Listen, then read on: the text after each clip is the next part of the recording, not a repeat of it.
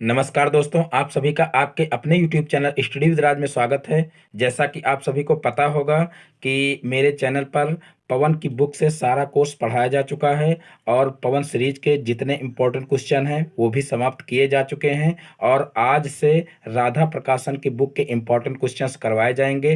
तो जो लोग अभी तक मेरे इससे पहले वाले वीडियो ना देखे हों तो वीडियो के नीचे डिस्क्रिप्शन में डीएलएड थर्ड सेमेस्टर गणित के प्लेलिस्ट का लिंक दिया गया है, तो वहाँ से आप लोग मेरे वो वीडियो भी देख सकते हैं। और चलिए देखते हैं आज का पहला क्वेश्चन। देखिए, ये क्वेश्चन जो आज हल करवाए जा रहे हैं ये क्वेश्चन सारे के सारे राधा प्रकाशन की बुक से लिए गए हैं। तो चलिए राधा प्रकाशन की बुक के पहले चैप्टर का पहला क्वेश्चन देखते हैं। तो देखिए, पहला क्वेश्चन है, यदि 160 मीटर कपड़े का मूल्य 1280 रुपये है तो 15 मीटर कपड़े का मूल्य ज्ञात कीजिए। यदि 160 मीटर कपड़े का मूल्य 1280 रुपया है तो 15 मीटर कपड़े का मूल्य ज्ञात कीजिए। तो देखिए, यहाँ पर हम सबसे पहले मान लेंगे कि माना 15 मीटर कपड़े का मूल्य बराबर एक्स रुपया है। इस तरीके से मान लेंगे और उसके बाद फिर एक तरफ लिख लेंगे कपड़े की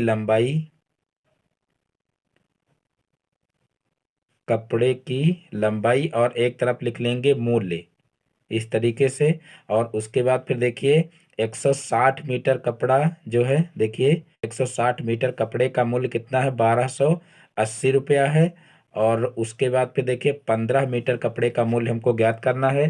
तो यहाँ पर देखिए ऊपर हम मान चुके हैं कि माना 15 मीटर कपड़े का मूल्य x रुपया है, तो यहाँ पर हम 15 मीटर लिख लेंगे और यहाँ पर देखिए x रुपया माने हैं तो यहाँ पर x लिख लेंगे। यहाँ पर देखिए लंबाई जो दी गई है वो मीटर में दी गई है और यहाँ पर मूल्य रुपये में दिया गया है। तो यहाँ पर देखिए जो है 160 मीटर कपड़ा 1280 रुपये का है, तो यहाँ पर देखिए यहाँ पर 15 मीटर कपड़ा कहा जा रहा है, यानी कि जो है यहाँ पर देखिए जो कपड़े की लंबाई है वो घट रही है, तो यहाँ पर मूल्य भी घटेगा, यानी कि यहाँ पर दोनों में समानुपात है, यानी कि इसको हम जो है अनुलोम कह सकते हैं कि अनुलोम अनुपात में है दोनों। तो यहाँ पर देखिए इस तरीके से दोनों में एरो लगा देंगे और उसके बाद फिर इनको जो है समानुपात के रूप में लिख लेंगे, यानी कि 160 अनुपात 15 और फिर समानुपात इस तरीके से हो जाएगा 1280 और अनुपात x। अब जो है यहाँ पर इनको जो है इस तरीके से लिख लेंगे 160/15 बराबर 1280/x। अब यहाँ पर क्रॉस मल्टीप्लाई कर लेंगे, तो देखिए क्रॉस मल्टीप्लाई करेंगे तो क्या होगा, यहाँ पर देखिए 160 x हो जाएगा और बराबर हो जाएगा 1280 × 15 और फिर यहाँ पर x को इधर ही रखेंगे और इस 160 को इधर भेज देंगे, तो यहाँ पर हो जाएगा 1280 × 15 और बटे में यहाँ हो जाएगा 160। अब यहाँ से देखिए 0 से 0 कैंसिल हो गया। अब यहाँ पर 16 से इसको भाग देंगे, तो देखिए 16 से भाग देंगे तो 16 अट्ठे देखिए कितना होता है, 128 होता है, तो यहाँ पर 8 बार जाएगा और फिर 15 का 8 से गुणा कर लेंगे, तो देखिए 15 अट्ठे 120 होता है, तो यहाँ पर देखिए x बराबर कितना हो जाएगा, 15 अट्ठे 120, तो यहाँ पर 120 रुपया हमारा आ जाएगा। यानी कि जो हम जो है 15 मीटर कपड़े का मूल्य x रुपये माने थे, तो यहाँ पर x की वैल्यू हमारी 120 रुपये आ जाएगी, तो यही इसका आंसर हो जाएगा। तो इस प्रकार से ये क्वेश्चन हल हो जाएगा। अब देखते हैं नेक्स्ट क्वेश्चन। तो देखिए नेक्स्ट क्वेश्चन है, 25 आदमी एक काम को 4 दिन में पूरा करते हैं। 25 आदमी एक काम को 4 दिन में पूरा करते हैं। यदि 20 आदमी होते तो यह काम कितने दिनों में पूरा होता या कितने दिनों में पूरा होगा। तो देखिए इसको कैसे हल करेंगे, यहाँ पर भी वही काम करेंगे कि यहाँ पर मान लेंगे कि माना यह काम x दिन में पूरा हो जाता है, यानी कि जब 20 आदमी होते तो यह काम जो है कितने दिन में, x दिन में पूरा हो जाता है, ये मान लेंगे। यहाँ पर माना यह काम x दिन में पूरा हो जाता, इस तरीके से यहाँ पर मान लेंगे और उसके बाद फिर एक तरफ लिख लेंगे आदमी और एक तरफ लिख लेंगे दिन। और फिर यहाँ पर देखिए 25 आदमी एक काम को 4 दिन में पूरा करते हैं, तो यहाँ पर लिख लेंगे आदमी की तरफ 25 आदमी जो है एक काम को कितने दिन में, 4 दिन में पूरा कर लेते हैं। यदि 20 आदमी होते, यानी कि यहाँ पर अगर 20 आदमी होते तो वो काम कितने दिन में पूरा हो जाता। तो यहाँ पर जो है हम जो है 20 के लिए मान चुके हैं कि माना x दिन में पूरा हो जाता, तो यहाँ पर हम x लिख लेंगे। अब यहाँ पर देखेंगे, देखिए 20 आदमी होंगे तब काम को देखिए जो है यहाँ पर देखिए 25 आदमी दिया हुआ है, तो यहाँ पर अगर 25 आदमी थे तो काम को 4 दिन में पूरा करते थे। अगर 20 आदमी होंगे तो उस काम को कितने दिन में पूरा करेंगे, यानी कि जब आदमी ज़्यादा होंगे तो काम कम समय में पूरा हो जाएगा, और जब आदमी कम होंगे तो काम को करने में ज़्यादा टाइम लगेगा, यानी कि यहाँ पर जो है 4 से ज़्यादा दिन आएंगे। यानी कि यहाँ पर देखिए आदमी जो है 25 थे तो यहाँ पर 4 दिन लग रहे थे, और जब यहाँ पर आदमी कम होंगे तो दिन यहाँ पर ज़्यादा लगेंगे। तो इसलिए यहाँ पर दोनों में देखिए क्या है, यहाँ पर दोनों में प्रतिलोमानुपात है। तो इस प्रकार से जो है यहाँ पर एरो उल्टा लगाएंगे, यानी कि ऊपर से नीचे की ओर नहीं, नीचे से ऊपर की ओर लगाएंगे। और फिर जो है इसमें क्या करेंगे, इसमें इस तरीके से ऊपर से नीचे की ओर लगाएंगे, यानी कि यहाँ पर एक तीर इस तरीके से रहेगी और एक तीर इस तरीके से रहेगी।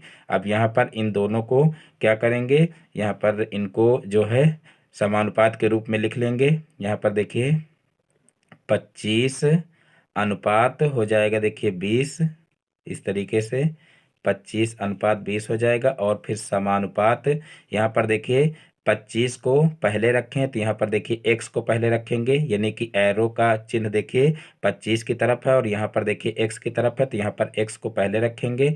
और फिर अनुपात यहाँ पर हो जाएगा 4। और फिर जो है यहाँ पर इसको इस तरीके से लिख लेंगे 25/20 बराबर हो जाएगा x/4। और उसके बाद फिर जो है यहाँ पर क्रॉस मल्टीप्लाई कर लेंगे, तो देखिए 20x बराबर हो जाएगा 25 × 4, और फिर x बराबर हो जाएगा 25 × 4 और फिर बटे हो जाएगा 20। अब यहाँ पर सरल कर लेंगे, तो यहाँ पर देखिए 4 एकम 4 और 4 पंचे 20 हो जाएगा, और फिर 5 एकम 5 पचाम 25 हो जाएगा, यानी कि यहाँ पर आ जाएगा हमारा 5। यानी कि जो है वो काम कितने दिन में पूरा हो जाएगा, तो वो 5 दिन में पूरा हो जाएगा। यानी कि जो 25 आदमी हैं वो उस काम को 4 दिन में पूरा करते हैं, तो 20 आदमी को उस काम को करने में कितना टाइम लगेगा, 5 दिन का समय लगेगा। तो इस प्रकार से ये क्वेश्चन भी हल हो जाएगा। अब देखते हैं नेक्स्ट क्वेश्चन। तो देखिए नेक्स्ट क्वेश्चन है 750 रुपये को सुनीता और विद्या में 7:3 के अनुपात में बांटिए। यानी कि यहाँ पर 750 रुपया है और उसको सुनीता और विद्या में 7:3 के अनुपात में बांटना है। तो यहाँ पर हम सबसे पहले क्या करेंगे, यहाँ पर इन दोनों का जो है अनुपातिक योग ज्ञात कर लेंगे। तो यहाँ पर देखिए अनुपात सबसे पहले लिख लेते हैं। अनुपात कितना दिया हुआ है, तो देखिए अनुपात दिया हुआ है 7:3। तो यहाँ पर इनका जो है अनुपातिक योग ज्ञात कर लेंगे। अनुपातिक योग, तो देखिए अनुपातिक योग कितना होगा इनका, तो यहाँ पर देखिए 7 + 3 हो जाएगा, तो इनका अनुपातिक योग 7 × 3 = 10 हो जाएगा।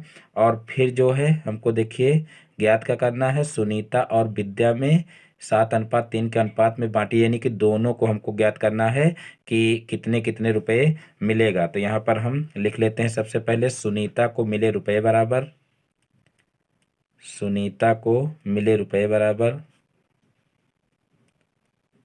सुनीता को मिले रुपए बराबर। तो यहाँ पर देखिए सुनीता को मिले रुपए बराबर, तो यहाँ पर देखिए इनका अनुपात जो है, अनुपात में इनका जो है भाग 7 दिया गया है। तो यहाँ पर हम लिख लेंगे 7 और गुणे देखिए कितना है 750, यहाँ पर लिख लेंगे, और 750 और फिर बटे यहाँ पर हो जाएगा जो अनुपातिक योग लिखे हैं, तो यहाँ पर हो जाएगा बटे 10। अब यहाँ पर देखिए जो है 0 से 0 कैंसिल हो जाएगा, और उसके बाद फिर 75 का जो है 7 से गुणा हो जाएगा। तो देखिए 7 से गुणा करेंगे तो 7 × 5 = 35, 35 का 5 हो जाएगा, और फिर 7 × 7 = 49, और 49 और 3 कितना हो जाएगा 52 हो जाएगा। तो यहाँ पर देखिए जो है 525 हमारा आ जाएगा, यानी कि 525 रुपये मिलेंगे सुनीता को। और अब जो है हम विद्या का भाग निकाल लेते हैं सेम इसी प्रकार से।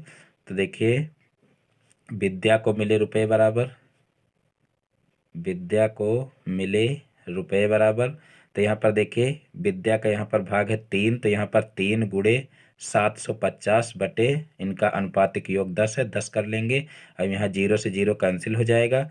अब 75 का 3 से गुणा करेंगे, तो यहाँ पर देखिए तीनों पच्ची 15, 15 का 5 हो जाएगा, और फिर 3 सते 21, एक 22 हो जाएगा यहाँ पर, यानी कि 225 रुपये यहाँ पर आ जाएगा। यानी कि विद्या को मिले रुपए कितने हैं, तो वो हैं 225 रुपये। तो इस प्रकार से 750 रुपये में सुनीता और विद्या का ये भाग निकल आएगा, यानी कि सुनीता को 525 रुपये मिलेंगे और विद्या को 225 रुपये मिलेंगे। तो इस प्रकार से ये क्वेश्चन भी हल हो जाएगा। अब देखते हैं नेक्स्ट क्वेश्चन। तो देखिए नेक्स्ट क्वेश्चन है क्वेश्चन नंबर 4। 13,260 रुपये को राकेश और रोशन में इस प्रकार बांटिए कि राकेश को 11 रुपये मिलते हों तो रोशन को 15 रुपये मिलते हों। यानी कि यहाँ पर जो है स्पष्ट रूप से इनका अनुपात नहीं दिया हुआ है, फिर भी जो है 11 रुपये मिलते हैं और 15 रुपये मिलते हैं ये दिया हुआ है। तो ये इनका अनुपात ही दिया हुआ है, क्योंकि 11 रुपये और 15 रुपये को जोड़ने से यहाँ पर 13,260 रुपये तो हो नहीं सकता है। तो यहाँ पर जो 11 रुपये मिलते हैं और 15 रुपये मिलते हैं ये दिया हुआ है, तो ये एक हिसाब से जो इनका अनुपात है वही दिया हुआ है। यानी कि स्पष्ट रूप से यहाँ पर नहीं लिखा गया है, लेकिन फिर भी जो है इसको हम अनुपात ही मानेंगे। तो यहाँ पर जो है कहा गया है कि रोशन में इस प्रकार बांटिए कि राकेश को 11 रुपये मिलते हों तो रोशन को 15 रुपये। यानी कि यहाँ पर राकेश और रोशन का जो अनुपात दिया हुआ है वो कितना दिया हुआ है, तो वो देखिए दिया हुआ है 11 और 15, यानी कि राकेश को 11 रुपये मिलते हैं और रोशन को 15 रुपये। तो इस प्रकार से राकेश और रोशन का जो अनुपात है वो कितना हो जाएगा, 11 और 15। और इनका अनुपातिक योग फिर ज्ञात कर लेंगे। तो देखिए अनुपातिक योग इनका कितना होगा, अनुपातिक योग, तो देखिए अनुपातिक योग में कर लेंगे 11 प्लस 15। अब 11 में 15 जोड़ेंगे तो कितना हो जाएगा, 26 हो जाएगा। अब हमको निकालना है क्या, राकेश को मिले रुपए और रोशन को मिले रुपए। तो दोनों को हम यहाँ पर निकाल लेंगे, क्योंकि अनुपातिक योग हमारा निकल आया है। अब इसकी सहायता से देखिए यहाँ पर कुल राशि हमको दी गई है, तो यहाँ पर हम राकेश को मिला भाग सबसे पहले निकालते हैं। तो देखिए राकेश को मिले रुपए बराबर, राकेश को मिले रुपए बराबर, तो देखिए राकेश को कितने रुपए मिले, तो यहाँ पर देखिए राकेश का जो अनुपात है वो दिया हुआ है 11, तो यहाँ पर 11 गुणे कर लेंगे 13,260। तो यहाँ पर देखिए 13,260 हो जाएगा, और बटे इनका अनुपातिक योग हो जाएगा, तो बटे यहाँ पर 26 लिख लेंगे। अब 26 से क्या करेंगे, इसको भाग देंगे। तो यहाँ पर देखिए हम साइड में इधर भाग करके देख लेते हैं। तो यहाँ पर देखिए 26 गुणे हो जाएगा 13,260। अब यहाँ पर इससे 26 से इसको भाग देंगे, तो यहाँ पर देखिए 2 छक्का 12 होता है, यानी कि यहाँ पर 6 बार जा सकता है। लेकिन जब 6 का जो है 6 बार गुणा करेंगे तो 6 छाक 36 हो जाएगा, यानी कि यहाँ पर इससे ज़्यादा हो जाएगा। तो यहाँ पर हम 5 बार ही ले जाएंगे। तो देखिए 5 बार ले जाएंगे तो 5 छक्का 30, 30 का 0 हो जाएगा, और फिर 5 दूना 10 और 10 3 13 हो जाएगा। अब यहाँ पर 132 में से 130 घटाएंगे तो यहाँ पर 2 आ जाएगा, और फिर यहाँ ऊपर से देखिए जो है 6 उतार लेंगे। अब यहाँ पर आ जाएगा 26। अब यहाँ पर देखिए 26 एकम 26, यानी कि एक बार ले जाएंगे तो यहाँ पर पूरा पूरा कैंसिल हो जाएगा। अब यहाँ पर देखिए 0 बच रहा है, तो यहाँ पर जो है इसको 0 बार ले जाएंगे तो यहाँ पर 0 भी कैंसिल हो जाएगा।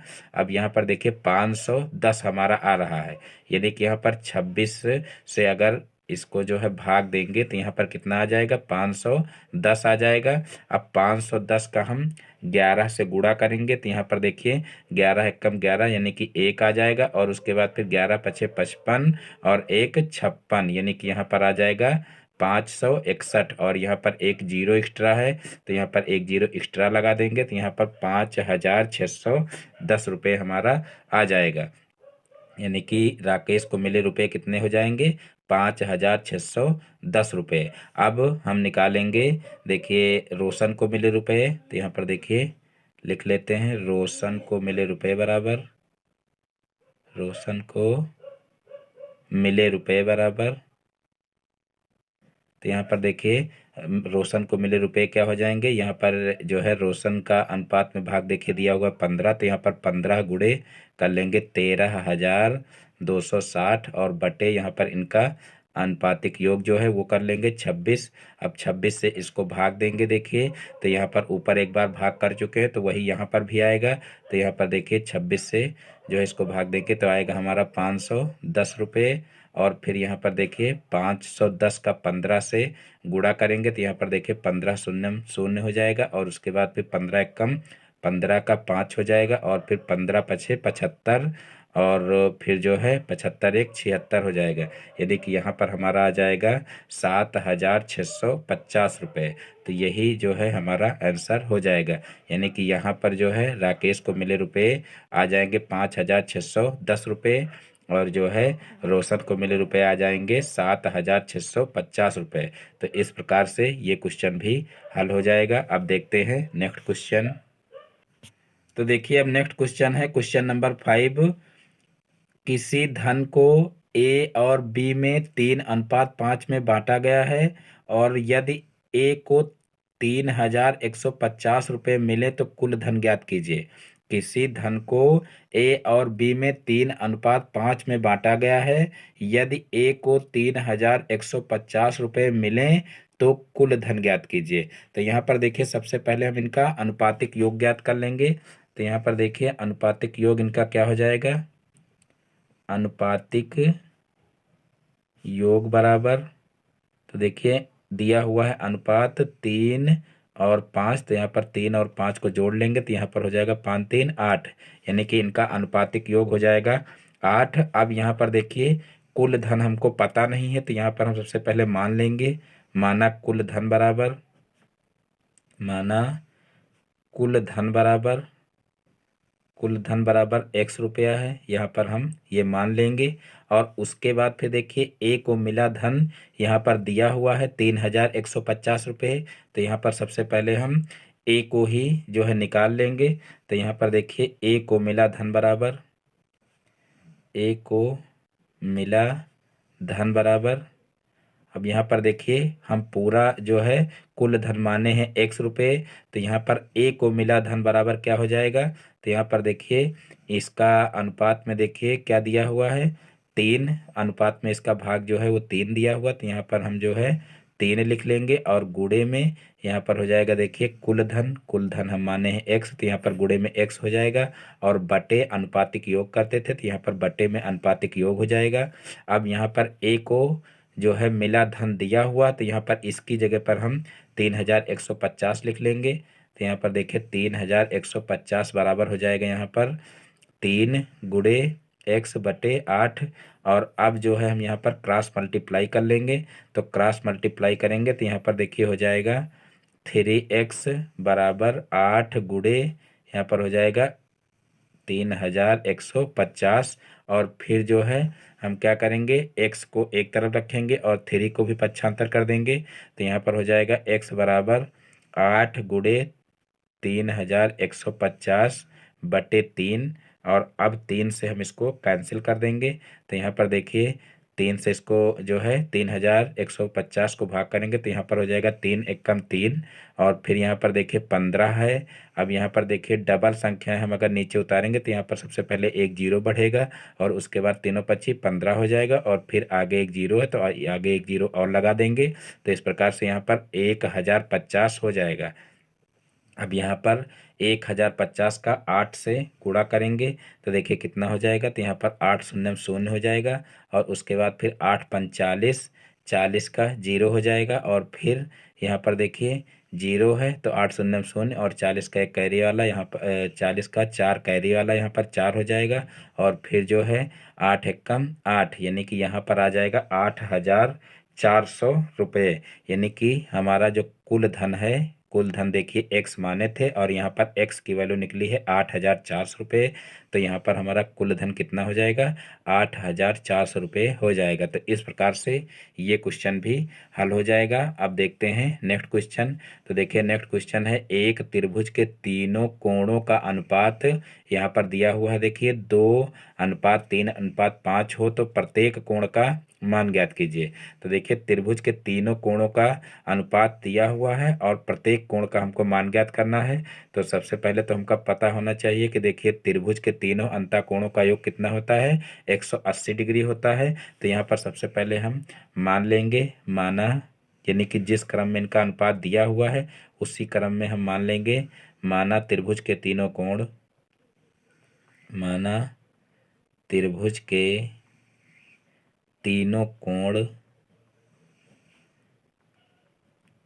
कोण देखिए 2x 3x तथा 5x हैं, 5x हैं। ये हम मान लेंगे कि माना त्रिभुज के तीनों कोण 2x 3x तथा 5x हैं। अब त्रिभुज के तीनों अंतःकोणों का योग 180 डिग्री होता है। तो यहाँ पर जो है 2x plus 3x plus 5x बराबर कर लेंगे 180 के, और फिर जो है यहाँ पर देखिए इनको जोड़ लेंगे तो 5 3 8 और 8 2 10 हो जाएगा। तो यहाँ पर 10x बराबर हो जाएगा 180, और फिर जो है यहाँ पर भाग कर देंगे यहाँ पर 10 से। तो यहाँ पर देखिए 180/10 हो जाएगा। अब ये 0 से 0 कैंसिल हो जाएगा तो यहाँ पर हो जाएगा 18 डिग्री।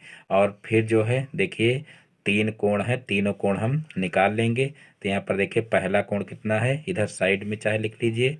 यहाँ पर देखिए पहला कोण देखिए माने थे हम कितना 2x। तो यहाँ पर हो जाएगा पहला कोण देखिए 2 गुणे 18 यानी कि 18 दूना 36 हो जाएगा, यहाँ पर 36 डिग्री। और उसके बाद फिर यहाँ पर साइड में देखिए लिख लेते हैं क्योंकि और नीचे जगह नहीं है। तो यहाँ पर देखिए दूसरा कोण कितना हो जाएगा, दूसरा कोण बराबर हो जाएगा 3 गुणे x यानी कि 3 गुणे 18 डिग्री कर लेंगे। तो यहाँ पर 18 का 18 18 दूनी 36 और 18 3 54 यानी कि यहाँ पर हो जाएगा 54 डिग्री। और फिर तीसरा कोण यहाँ पर निकाल लेंगे। तो देखिए तीसरा कोण कितना हो जाएगा, तीसरा कोण बराबर, तो यहाँ पर देखिए तीसरा कोण 5x था। तो यहाँ पर 5 गुणे 18 कर लेंगे तो 18 पंचे 90 यानी कि यहाँ पर 90 डिग्री हो जाएगा। तो इस प्रकार से त्रिभुज के तीनों कोण निकल आएंगे। तो इस प्रकार से ये क्वेश्चन भी हल हो जाएगा। अब देखते हैं नेक्स्ट क्वेश्चन।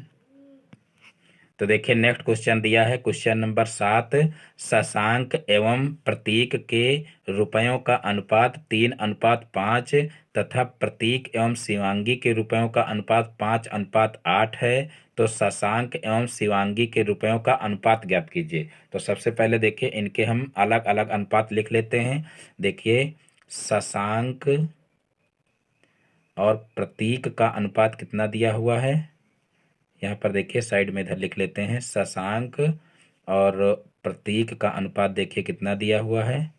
तो शशांक और प्रतीक का अनुपात दिया हुआ है 3:5।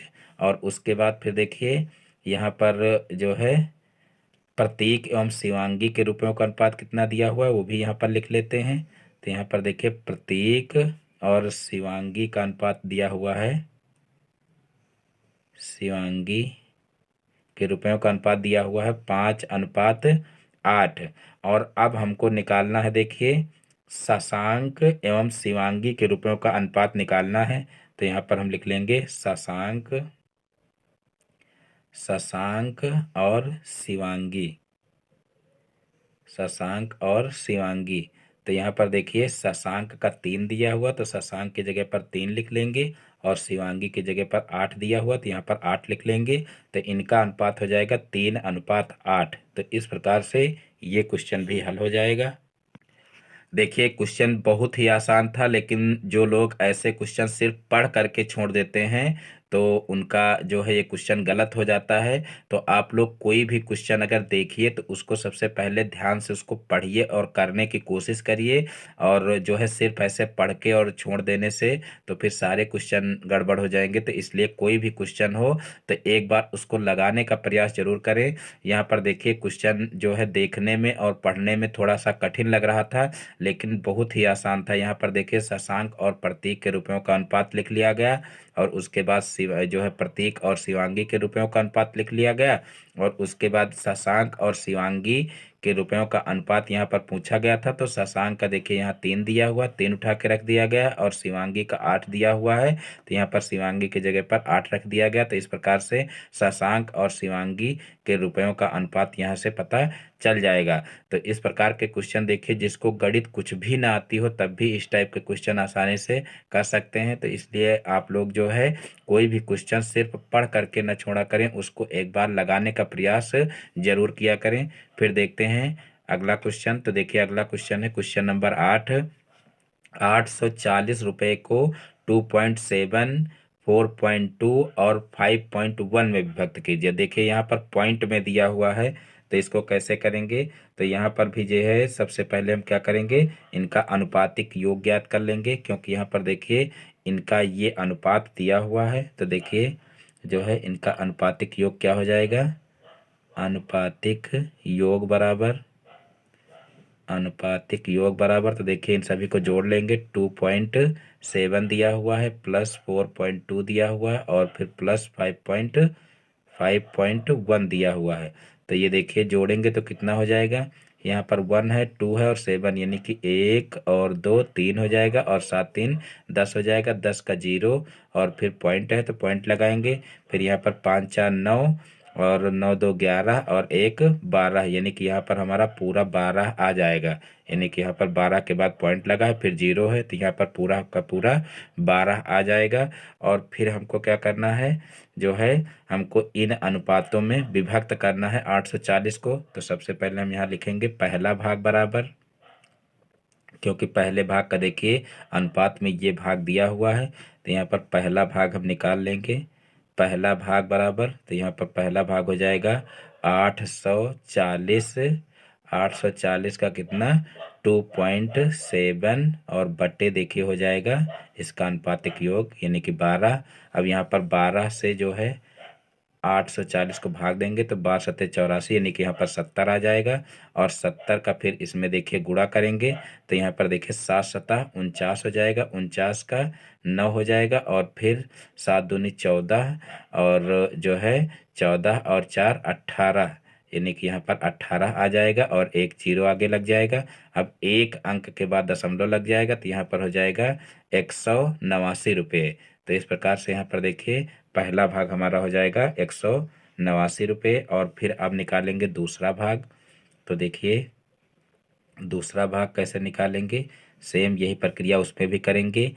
840 का निकालेंगे। देखिए दूसरा यहाँ पर देखिए अनुपात में भाग दिया हुआ है 4.2, तो यहाँ पर 4.2 कर देंगे, और फिर बटे इनका अनुपातिक योग कर लेंगे। तो अनुपातिक योग दिया हुआ है 12। अब यहाँ पर 12 से इसको सरल कर लेंगे, तो 12 सत्ते 84, यानी कि यहाँ पर 70 हो जाएगा। अब 70 से इसका गुणा करेंगे, तो देखिए 7 दूनी 14, यानी कि यहाँ पर 4 आ जाएगा, और उसके बाद फिर 7 चौक 28 और 1 29 आ जाएगा। और फिर यहाँ पर एक जीरो आगे बढ़ा लेंगे, और एक अंक के बाद दशमलव लग जाएगा, तो यहाँ पर देखिए दशमलव लग जाएगा, यानी कि यहाँ पर आ जाएगा 294 रुपये। अब हम तीसरा भाग निकाल लेंगे, यानी कि दूसरा भाग हमारा निकाला है। दूसरा भाग कितना हो जाएगा, 294 रुपये। और फिर देखिए तीसरा भाग निकालेंगे सेम इसी प्रकार से। तो देखिए तीसरा भाग क्या हो जाएगा, तीसरा भाग बराबर, यहाँ पर देखिए दिया हुआ है 5.1, तो यहाँ पर 5.1 गुणे 840 हो जाएगा, और बटे इनका अनुपातिक योग यानी कि 12 हो जाएगा। अब 12 सत्ते 84 हो जाएगा, यानी कि यहाँ पर 70 आ जाएगा।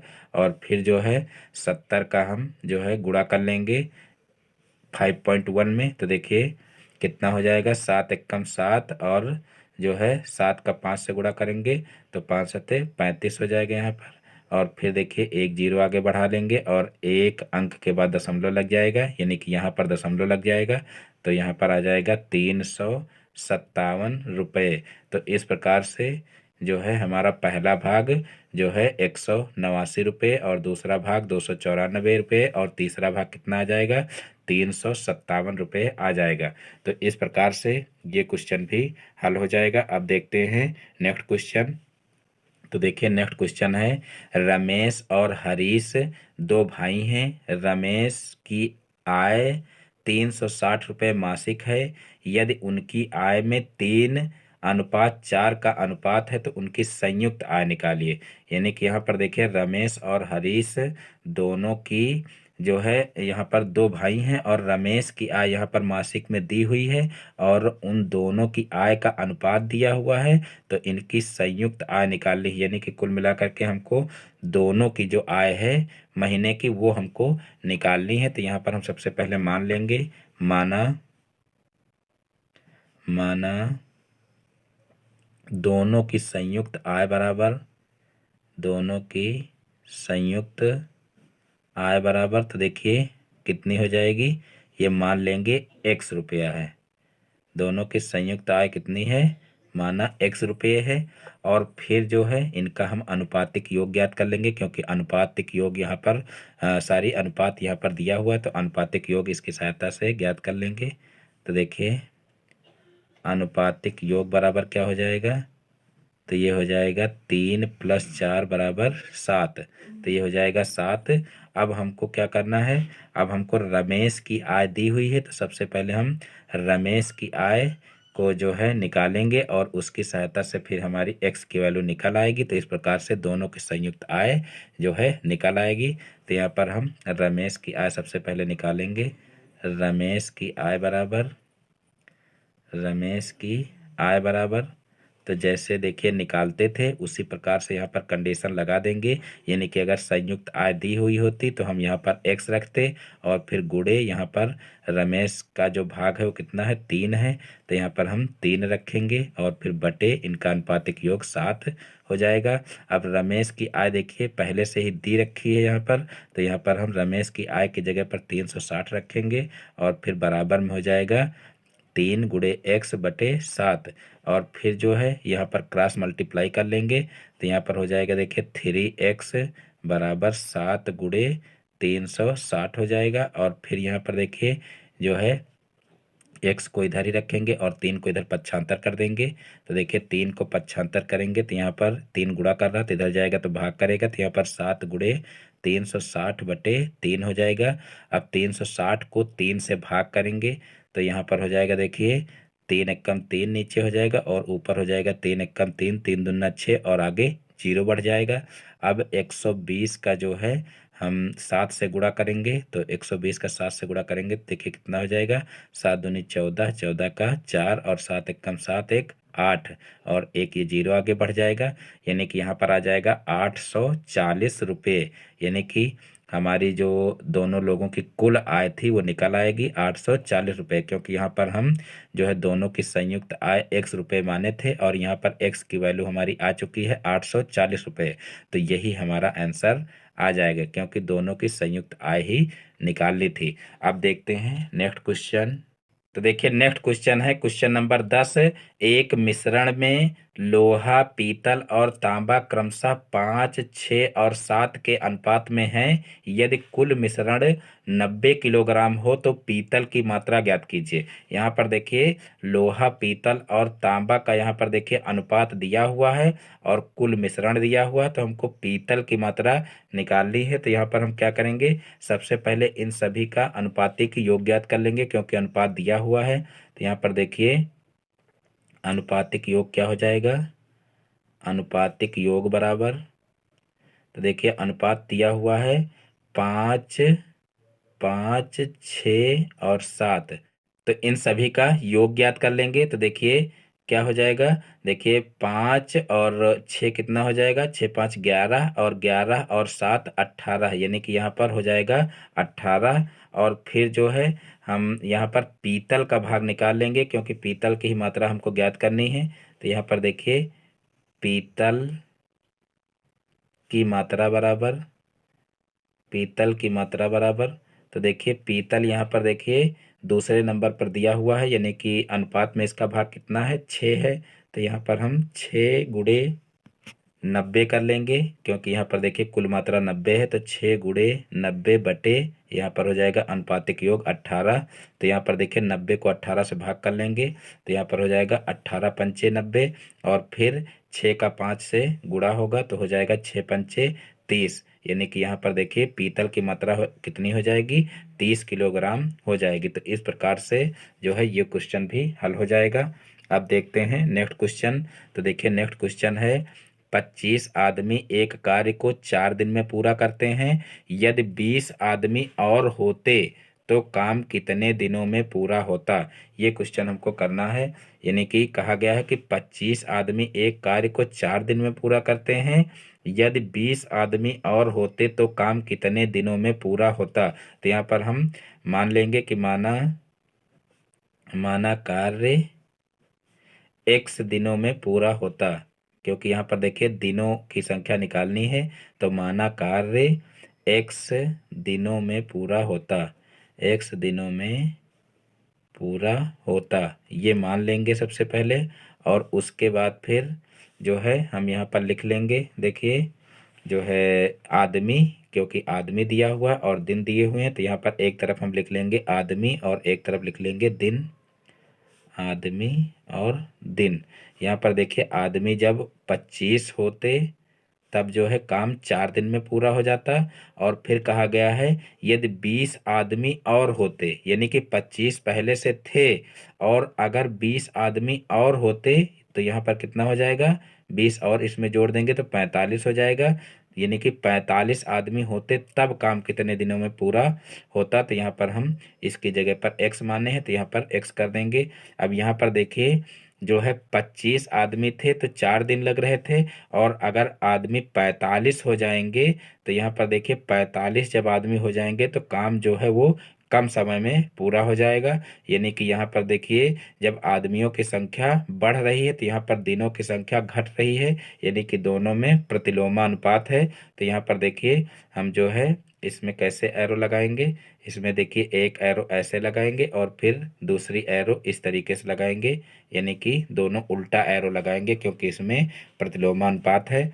और फिर यहाँ पर देखिए जो है हो जाएगा 45/25, और फिर यहाँ पर बराबर कर लेंगे। यहाँ पर देखिए जो है यहाँ पर देखिए तीर की नोक वाली संख्या ऊपर रखें, तो यहाँ पर तीर की नोक वाली संख्या यहाँ पर भी ऊपर रखेंगे, तो यहाँ पर 4/x हो जाएगा।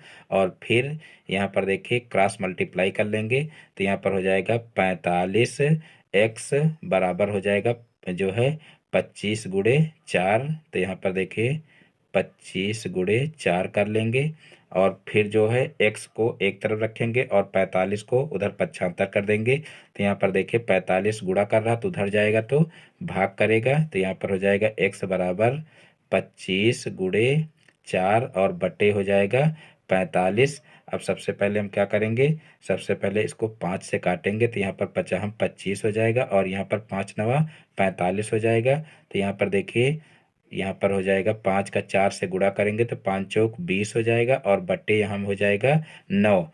अब 20 को 9 से भाग करेंगे तो यहाँ पर देखिए 9 का 9 9 दून 18, यानी कि 2 आ जाएगा, और फिर यहाँ पर 2 बचेगा। देखिए 9 का 9 9 दून 18 होगा। अब 18 को 20 में से घटाएंगे तो 2 बचेगा, यानी कि हम पॉइंट लगाएंगे तो फिर यहाँ पर 0 बढ़ जाएगा, तो 9 दूनी 18 फिर हो जाएगा, और फिर 2 बचेगा, पॉइंट लगा हुआ, फिर 0 बढ़ाएंगे तो फिर जो है 2 बार जाएगा, 9 दूनी 18 हो जाएगा। तो इस प्रकार से 2.22 इसी तरीके से ये आगे 2 आता रहेगा, यानी कि यहाँ पर 2.22 दिन हम लिख लेंगे, यानी कि यही हमारा आंसर आ जाएगा। तो इस प्रकार से ये क्वेश्चन भी हल हो जाएगा। अब देखते हैं नेक्स्ट क्वेश्चन। तो देखिए नेक्स्ट क्वेश्चन है, 6 पुरुष 8 महिलाओं के बराबर कार्य करते हैं। 6 पुरुष जो हैं वो 8 महिलाओं के बराबर कार्य करते हैं, तो कितने पुरुष 12 महिलाओं के बराबर कार्य करेंगे। तो देखिए इस क्वेश्चन को कैसे करेंगे, यहाँ पर देखिए पुरुष और महिलाओं की संख्या दी हुई है, तो यहाँ पर हम जो है एक तरफ लिख लेंगे पुरुष और एक तरफ लिख लेंगे महिला, पुरुष और महिला। अब यहाँ पर देखिए 6 पुरुष जो है वो 8 महिलाओं के बराबर काम कर रहे हैं, और फिर कहा गया है कि कितने पुरुष 12 महिलाओं के बराबर कार्य करेंगे। तो यहाँ पर हम मान लेंगे कि माना 12 महिलाओं के बराबर x पुरुष काम करेंगे। तो यहाँ पर देखिए, इसकी जगह पर, पुरुष की जगह पर x लिख लेंगे, और यहाँ पर महिलाओं की संख्या दी हुई है 12। यानी कि यहाँ पर देखिए, यहाँ पर जो है महिलाएं जब 8 थी तो पुरुष 6 थे। अब यहाँ पर महिलाओं की संख्या बढ़ी है, तो यहाँ पर देखिए पुरुषों की संख्या भी बढ़ेगी। यानी कि यहाँ पर हमारा क्या है, यहाँ पर अनुलोमानुपात है। तो यहाँ पर जो है तीर हम एक तरफ को ही लगाएंगे, यानी कि चाहे हम इस तरीके से लगा दें और चाहे नीचे की तरफ लगा दें, कोई प्रॉब्लम नहीं है। यानी कि तीर दोनों एक तरफ का होनी चाहिए। तो यहाँ पर देखिए इस तरीके से एरो लगा देंगे, और उसके बाद फिर यहाँ पर हो जाएगा 6/x बराबर, यहाँ पर हो जाएगा 8/12, और फिर यहाँ पर क्रॉस मल्टीप्लाई कर लेंगे। तो यहाँ पर देखिए 8 का x के साथ में गुणा होगा तो 8x हो जाएगा, और बराबर यहाँ पर 12 का 6 से गुणा होगा तो हो जाएगा यहाँ पर देखिए 6×12, और फिर यहाँ पर x को एक तरफ रखेंगे और 8 को भी पक्षांतर कर देंगे। तो यहाँ पर हो जाएगा 6×12/8, क्योंकि यहाँ पर 8 देखिए गुणा कर रहा था तो इधर जाएगा तो भाग करेगा। अब यहाँ पर देखिए 4 से हम इसको सॉल्व कर लेंगे, तो यहाँ पर 4×2 8 हो जाएगा, और यहाँ पर 4×3 12 हो जाएगा। अब यहाँ पर 2 से इसको काट देंगे, 2×1 = 2, 2×3 6। अब यहाँ पर देखिए ऊपर आ रहा 3 और गुणे 3, तो यहाँ पर 3 और 3 का गुणा कर लेंगे तो 3×3 = 9 हो जाएगा। यानी कि यहाँ पर हमारा 9 आ जाएगा। यानी कि जो है 12 महिलाओं के बराबर कितने पुरुष कार्य करेंगे, तो वो करेंगे 9। यानी कि यहाँ पर पुरुषों की संख्या हमारी कितनी आ जाएगी, 9 आ जाएगी। तो इस प्रकार से ये क्वेश्चन भी हल हो जाएगा। इस प्रकार से आज के सारे क्वेश्चन समाप्त होते हैं। मैं उम्मीद करता हूं कि आज के सारे क्वेश्चन आप लोगों को बहुत ही अच्छे समझ में आ गए होंगे। दोस्तों, यदि हमारा वीडियो पसंद आया हो तो वीडियो को लाइक करें, और इस चैनल पर नए हैं तो चैनल को सब्सक्राइब करें और बेल आइकन को भी प्रेस कर लें, जिससे हमारे आगे आने वाले वीडियो का नोटिफिकेशन आपके मोबाइल पर सबसे पहले पहुंचे। फिर मिलते हैं अपने नेक्स्ट वीडियो में एक नए टॉपिक के साथ में। तब तक के लिए जय हिंद, वंदे मातरम।